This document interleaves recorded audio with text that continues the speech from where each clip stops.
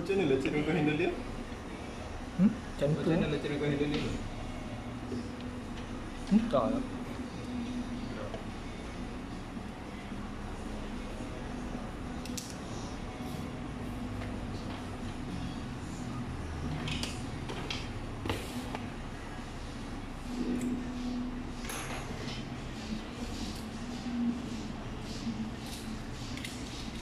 Tak biasa gitu orang dalam cloud tak ada main ni pun, tak telefon.